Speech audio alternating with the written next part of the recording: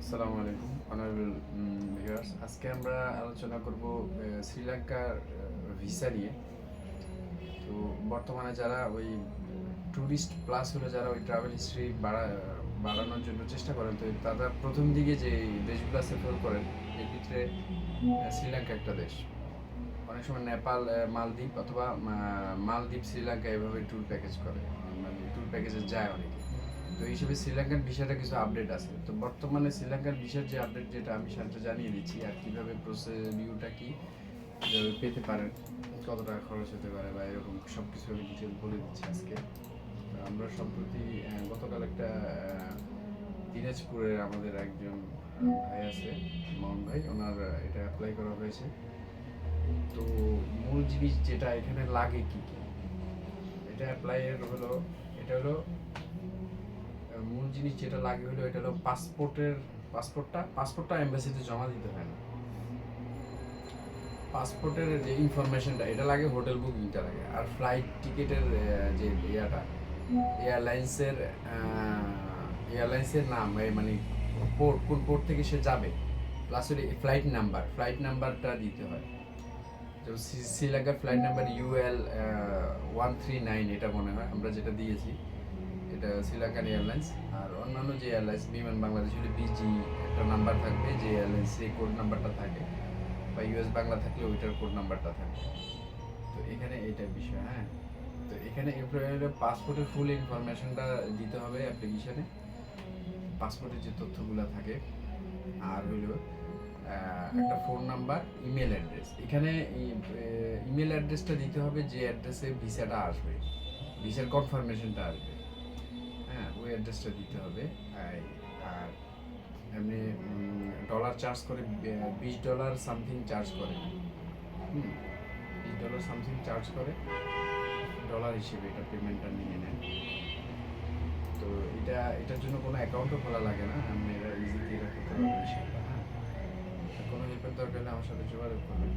এখন হলো আমরা ETA এর ভিসাটার কনফার্মেশন, প্রথমে একটা অ্যাকনোলেজমেন্ট ETA একটা রিসিভ আসবে, ETA রিসিভ, যেটা শ্রীলঙ্কার ইয়া থেকে আমি একটু দেখাই, কম্পিউটার স্ক্রিনে আনুন, আমি ইনফরমেশনটা লুকাচ্ছি। এই যে এরকম একটা ETA রিসিপ্ট আসবে। হ্যাঁ, শ্রীলঙ্কার অথরাইজেশনের department of immigration acknowledgement ETA।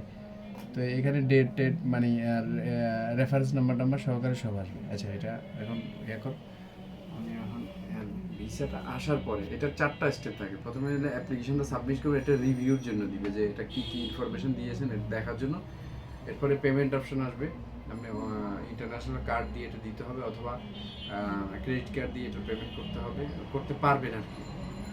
এরপরে কনফার্মেশন অ্যাকনোলেজমেন্ট এটা দেওয়ার পরে শ্রীলঙ্কান ইয়া থেকে, এরপরে আপনার মনে করেন ভিসাটা ঠিক এরকম আসবে। আপনাদের দেখাচ্ছি, এটা মেইলে আসে শ্রীলঙ্কান ETA স্ট্যাটাস অ্যাকনোলেজমেন্ট, আমাদের মেইলে দিচ্ছি। মেইল যেটা দিবেন সেটাতে কিন্তু আসবে, অন্য মেইলে দিলে অন্য মেইলে চলে যাবে। সো দ্যাট এটা খেয়াল রাখবেন।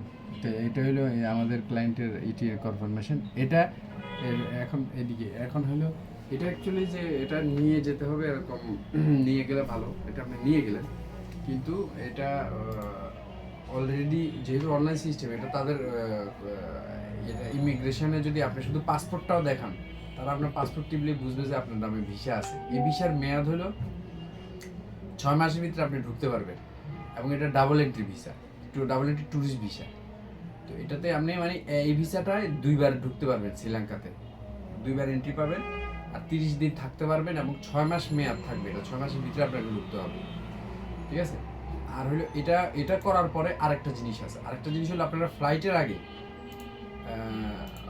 ফ্লাইটের আগে যখন টিকিটটা কনফার্ম টিকিট করবেন, শ্রীলঙ্কা এটা হলো অ্যারাইভাল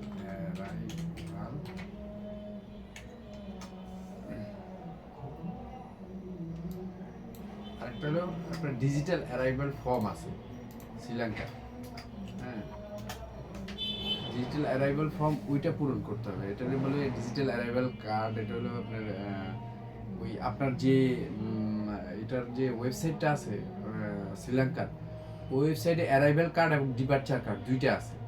তো ওইটাতে আপনি অ্যারাইভেল কার্ডে ঢুকে আপনার যত ইনফরমেশন আছে, পাসপোর্ট ইনফরমেশন বা ফ্লাইটের ইনফরমেশন, সব ইনফরমেশন দিলে মানে এটা, তবে কনফার্ম টিকিট হওয়ার পরে আপনি অ্যারাইভেল কার্ডটা পূরণ করবেন করে, তাহলে আপনি এটার প্রিন্ট আউট নিলে নিয়ে যাবেন, আর না নিলেও কোনো সমস্যা নেই, কারণ অলরেডি এটা অনলাইন সিস্টেম, তো ওখানে অলরেডি অ্যারাইভেল কার্ডের আপনার অ্যাক্টিভ থাকবে।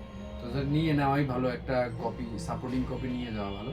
আর যারা চাকরিজীবী হেরা মনে করেন এনওসি নিয়ে যাবেন অবশ্যই, এনওসি, ভিজিটিং কার্ড যদি থাকে বা আইডি কার্ড, এগুলা ডকুমেন্ট নিয়ে যাবেন। আর ওই যারা ব্যবসায়ী তারা ভিজিটিং কার্ড নিয়ে যাবেন, বা আপনার কোম্পানির ট্রেড লাইসেন্সের একটা ফটোকপি নিয়ে গেলেন, তো এগুলো নিয়ে গেলে ভালো আর কি। তো শ্রীলঙ্কার বিষয়ে এখন আগের চেয়ে ইজি, খুব একটা যে কঠিন এরকম না। শ্রীলঙ্কার বিষয়ে ফেস পাসপোর্টেও পাওয়া যায়। হ্যাঁ, শ্রীলঙ্কার বিষয় একদম সহজ করেছে।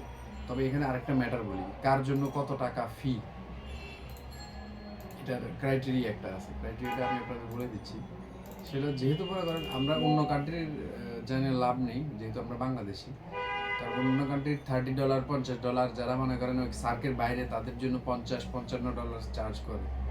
হ্যাঁ, বা ডাবল এন্ট্রি একটা আলাদা, মাল্টিপল একটা আলাদা, মাল্টিপলে $55 ইয়ে করে, ফি করে, আর আমাদের জন্য $50, না আমাদের জন্য $30। আমাদের সার্কভুক্ত যে কান্ট্রিগুলো আছে এগুলো $30 আর $20 ডাবল এন্ট্রি, মানে যেটা প্রথম বারে পাবেন এইভাবে। ঠিক আছে, আজ এ পর্যন্তই এই শ্রীলঙ্কার তথ্য নিয়ে অনুকরণ। তবে ওই অবশ্যই আপনারা যখন এইটা অ্যাপ্লাই করবেন, তবে হোটেলের কিন্তু অবশ্যই ফুল একটা ইনফরমেশন নিয়ে নেবেন। শ্রীলঙ্কার হোটেলের ইনফরমেশন অবশ্যই নিয়ে নেবেন, মানে হোটেলের অ্যাড্রেস, ফোন নাম্বার, এটা নিয়ে নেবেন। হ্যাঁ, এটা লাগবে। কিন্তু হোটেলের মেইল কোথাও কিন্তু ইনপুট করবেন না। হোটেলের মেইল ইনপুট করলে হোটেলের নাম্বারে কিন্তু আপনার ভিসাটা চলে যাবে, হোটেলের মেইলে। এটা একটা, এই ভুলটা কখনোই করবেন না, ঠিক আছে? তো আজ এ পর্যন্তই। অন্য কোনো দিন অন্য কোনো তথ্য নিয়ে আপনাদের সামনে। সে পর্যন্ত আসসালামু আলাইকুম ওয়া রাহমাতুল্লাহি ওয়া বারাকাতুহু।